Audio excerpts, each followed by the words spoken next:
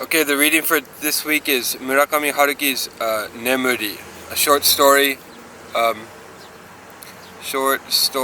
First published in Bungakukai in January 1989, translated by J. Rubin, and included in J. Rubin's collection of translations, The Elephant Vanishes. Okay, Murakami Haruki is of course so famous that he does not need an introduction from me, so most of you are probably familiar with him, have already read some of his work.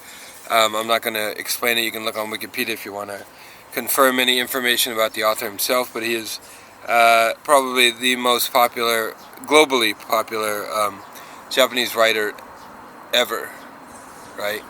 Okay, and given his popularity, I figured I should include at least one of his works in this course, and the work I usually teach is this one, Nemuri, which in my view is one of his best works.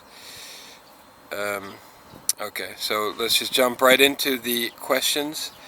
There are a lot of questions on this study guide, 14 plus 4 further discussion topics. Okay, so let us begin. Number 1. Describe the narrator's first bout of insomnia. How long did it last? How did it end? And the narrator, of course, is a female narrator in this story, right?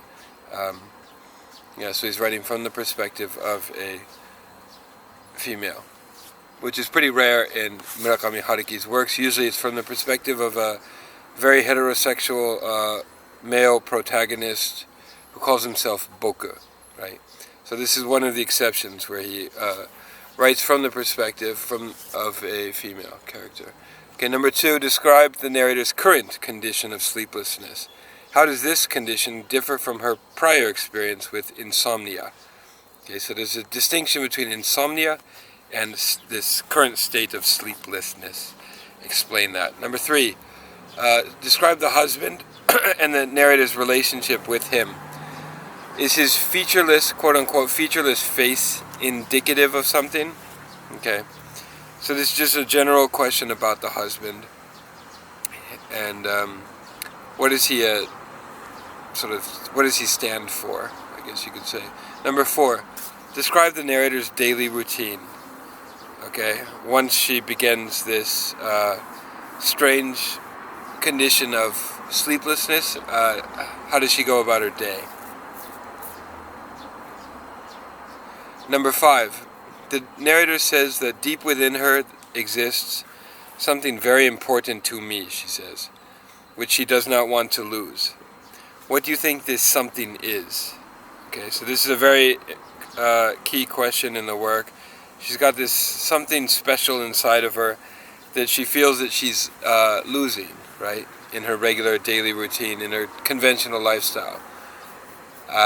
What is this something that she does not want to lose?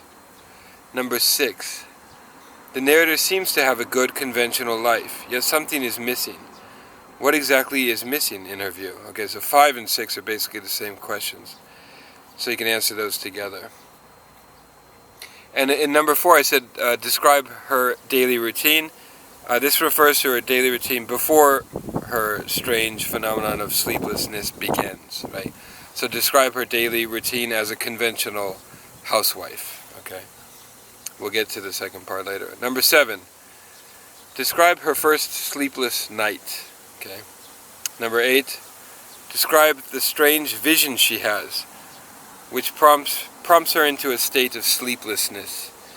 What does the old man with the water pitcher represent? Okay, and as with all Murakami Haruki works, dreams are very important, and the content of the dreams are not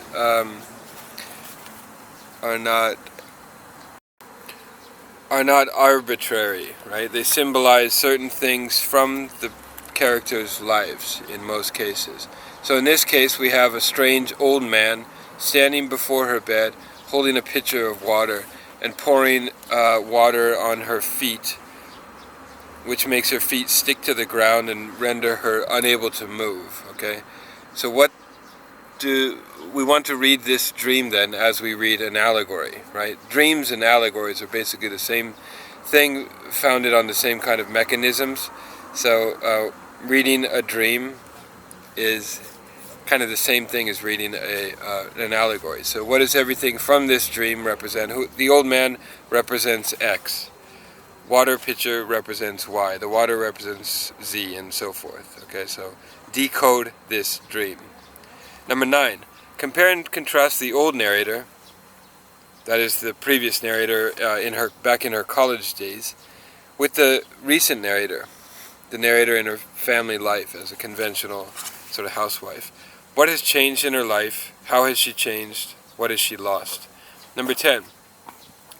Describe in detail the narrator's metamorphosis. Okay, so once this strange phenomenon of sleeplessness begins, she starts to change in a very radical and fundamental way. Describe this metamorphosis. Okay, how is she changing? She's changing for the better or worse. Number 11 is a simple, straightforward question about the plot. At some point she starts to go to the library and study science books about the connection between sleep and tendencies. Explain her new determination after leaving the library. So she learns something about sleep and about human tendencies or conventions or customs, daily habits and so forth, and the connection between these two. And it prompts her to do something. What is she prompted to do? Number 12. Describe the narrator's feelings toward her husband after her metamorphosis. Why does she feel this way? Okay, so we have a glimpse of her feelings toward her husband before her metamorphosis and after her metamorphosis. How do her feelings